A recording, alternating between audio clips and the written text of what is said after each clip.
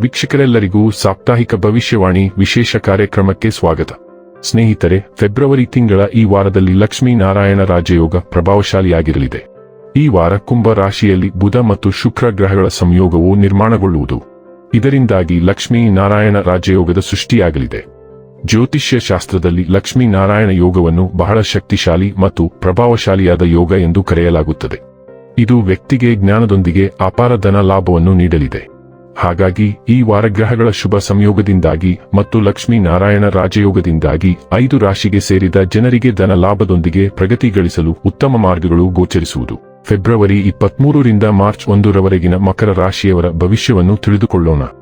ಈ ವಾರ ಮಕರ ರಾಶಿಯವರ ಫಲಾಫಲಗಳೇನು, ಗ್ರಹಗತಿಗಳು ಹೇಗಿರಲಿವೆ, ಕೌಟುಂಬಿಕ ಸಾಮಾಜಿಕ ಜೀವನ ಹಾಗೂ ವ್ಯಾಪಾರ ವಹಿವಾಟು ಹೇಗೆ ನಡೆಯಲಿದೆ, ಅಲ್ಲದೆ ಯಾವೆಲ್ಲ ಸಮಸ್ಯೆಗಳು ನಿಮ್ಮನ್ನು ಈ ಸಾಪ್ತಾಹಿಕದಲ್ಲಿ ಕಾಡಲಿವೆ, ಅವುಗಳಿಗೆ ಪರಿಹಾರಗಳೇನು ಎಂಬುದನ್ನು ತಿಳಿಯಲು ಈ ವಿಡಿಯೋವನ್ನು ಸಂಪೂರ್ಣವಾಗಿ ವೀಕ್ಷಿಸಿ. ನೀವಿನ್ನೂ ನಮ್ಮ ಚಾನೆಲ್ ಸಬ್ಸ್ಕ್ರೈಬ್ ಮಾಡದೇ ಇದ್ದರೆ ಕೂಡಲೇ ನಮ್ಮ ಚಾನೆಲ್ ಸಬ್ಸ್ಕ್ರೈಬ್ ಮಾಡಿ.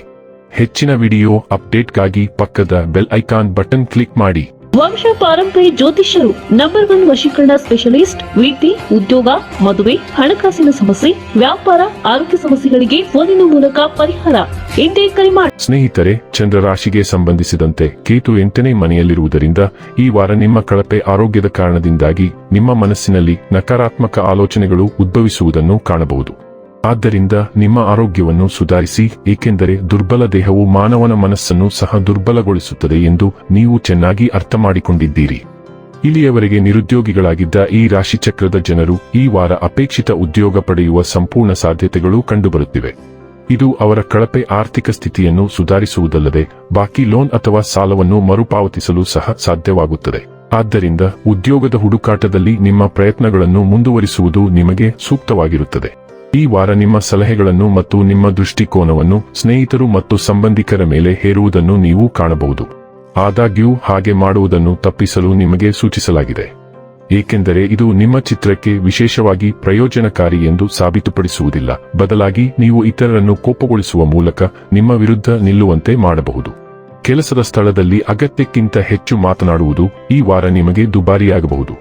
ಆದ್ದರಿಂದ ಮಾತನಾಡುವಾಗ ವಿಶೇಷ ಕಾಳಜಿ ವಹಿಸಿ ಮತ್ತು ಅತಿಯಾಗಿ ಮಾತನಾಡುವುದನ್ನು ತಪ್ಪಿಸಿ. ಈ ವಾರ ಅನೇಕ ವಿದ್ಯಾರ್ಥಿಗಳ ವೃತ್ತಿಜೀವನದ ಗ್ರಾಫ್ ಇದ್ದಕ್ಕಿದ್ದಂತೆ ಎತ್ತರಕ್ಕೆ ತಲುಪುತ್ತದೆ. ಇದರಿಂದಾಗಿ ಕುಟುಂಬದಲ್ಲಿ ನಿಮ್ಮ ಖ್ಯಾತಿಯೂ ಹೆಚ್ಚಾಗುತ್ತದೆ. ಅಲ್ಲದೆ ಮನೆಯ ಹಿರಿಯರಿಂದ ಆಶೀರ್ವಾದವಾಗಿ ನೀವು ಬಹಳ ಸಮಯದಿಂದ ಕಾಯುತ್ತಿದ್ದಂತಹ ಶಿಕ್ಷಣದ ವಸ್ತುವನ್ನು ಪಡೆಯಬಹುದು. ನಿಮಗಾಗಿ ಈ ವಾರವು ಬಹಳ ಸುಂದರವಾಗಿರಲಿದೆ. ಕುಂಭ ರಾಶಿಯ ವಾಯು ರಾಶಿಯ ಮೂಲಕ ಮಂಗಳ ಸಂಚಾರ ಸಾಗುತ್ತಿರುವುದರಿಂದ ಹಣಕಾಸಿನ ವಿಷಯಗಳು ಮುಖ್ಯವಾಗುತ್ತವೆ. ಮಂಗಳವೇ ಹಣಕಾಸಿನ ಹೊಣೆಗಾರಿಕೆಗಳಿಗೆ ಗ್ರಹ, ಆದ್ದರಿಂದ ಹಠಾತ್ ಆರ್ಥಿಕ ಅಗತ್ಯಗಳು ಉದ್ಭವಿಸುತ್ತವೆ ಮತ್ತು ನೀವು ಅದಕ್ಕೆ ಸಿದ್ಧರಾಗಿರಬೇಕು. 2ನೇ ಮನೆಯ ಮೂಲಕ ಮಂಗಳನ ಸಂಚಾರವು ಪೂರ್ಣಾವಧಿ ಅಥವಾ ಸ್ವತಂತ್ರೋದ್ಯೋಗದಲ್ಲಿ ಹೊಸ ಉದ್ಯೋಗಾವಕಾಶಗಳನ್ನು ತೋರಿಸುತ್ತದೆ. ಇದು ಸಹ ಪ್ರಯೋಜನಕಾರಿಯಾಗಿದೆ.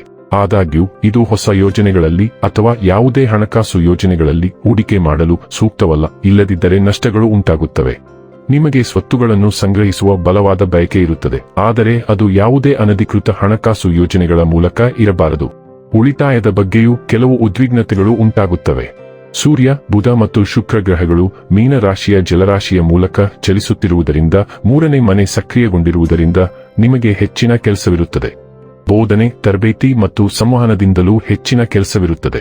ವಿಷಯ ರಚನೆಕಾರರು ಮತ್ತು ಬರಹಗಾರರಿಗೆ ಹೊಸ ಅವಕಾಶಗಳು ಸಿಗುತ್ತವೆ. ಆದ್ದರಿಂದ ಕೆಲವು ಯೋಜನೆಗಳನ್ನು ಕೈಗೆತ್ತಿಕೊಳ್ಳಲು ಸಿದ್ಧರಾಗಿರಿ. ನಿಮ್ಮ ಒಡಹುಟ್ಟಿದವರೊಂದಿಗೆ ಬಲವಾದ ಸಂವಹನವಿರುತ್ತದೆ ಮತ್ತು ಅವರು ಸ್ವಲ್ಪ ಒತ್ತಡವನ್ನು ಎದುರಿಸಬೇಕಾಗುತ್ತದೆ.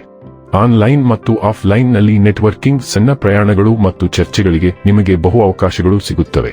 ಯಾವುದೇ ರೀತಿಯ ಸಾಮಾಜಿಕ ಮಾಧ್ಯಮ ಚರ್ಚೆಯನ್ನು ತಪ್ಪಿಸಿ, ಏಕೆಂದರೆ ಅದು ವಿವಾದಗಳನ್ನು ಸೃಷ್ಟಿಸಬಹುದು. ಸಂವಹನ ಮತ್ತು ಪ್ರಯಾಣದ ಗ್ರಹವಾದ ಬುಧ ಗ್ರಹವು ಈ ವಾರ ತನ್ನ ಕುಖ್ಯಾತ ಹಿಮ್ಮೆಟ್ಟುವಿಕೆ ಮೋಡ್ ಅನ್ನು ಪ್ರಾರಂಭಿಸುತ್ತದೆ. ಈ ಹಿಮ್ಮೆಟ್ಟುವಿಕೆ ಮುಂದಿನ 3 ವಾರಗಳವರೆಗೆ ಇರುತ್ತದೆ, ಆದ್ದರಿಂದ ನೀವು ವ್ಯಾಪಾರ ಉದ್ಯಮಗಳೊಂದಿಗೆ ಜಾಗರೂಕರಾಗಿರಬೇಕು. ಬುಧ ಹಿಮ್ಮೆಟ್ಟುವಿಕೆ ಸಂವಹನ ಸಮಸ್ಯೆಗಳನ್ನು ತರುತ್ತದೆ, ಆದ್ದರಿಂದ ನೀವು ನಿಮ್ಮ ಸಂವಹನವನ್ನು ಪರೀಕ್ಷಿಸಬೇಕು. ದಯವಿಟ್ಟು ನಿಮ್ಮ ಎಲೆಕ್ಟ್ರಾನಿಕ್ ಸಾಧನಗಳನ್ನು ನೋಡಿಕೊಳ್ಳಿ, ಏಕೆಂದರೆ ತಾಂತ್ರಿಕ ದೋಷಗಳ ಸಾಧ್ಯತೆಗಳಿವೆ, ಆದ್ದರಿಂದ ಅವುಗಳನ್ನು ದುರಸ್ತಿ ಮಾಡಿ. ದಯವಿಟ್ಟು ಪ್ರಯಾಣ ಯೋಜನೆಗಳನ್ನು ಹೊಂದಿರಿ, ಏಕೆಂದರೆ ಪ್ರಯಾಣ ನಿರ್ಬಂಧಗಳು ಇರುತ್ತವೆ, ಆದ್ದರಿಂದ ನೀವು ಯೋಜನೆ ಹೊಂದಿರಬೇಕು. ಇದು ಸಂಕೀರ್ಣ ಸಾಗಣೆಯಾಗಿದ್ದು ಅಲ್ಪಾವಧಿಗೆ ಆರೋಗ್ಯವು ಹದಗೆಡಬಹುದು. ಇನ್ನು ಕೊನೆಯದಾಗಿ ಮಾಡಿಕೊಳ್ಳಬೇಕಾದ ಉಪಾಯಗಳ ಕುರಿತು ನೋಡುವುದಾದರೆ ಶನಿವಾರ ಶನಿ ಗ್ರಹಕ್ಕಾಗಿ ಯಜ್ಞ ಹವನ ಮಾಡಿ.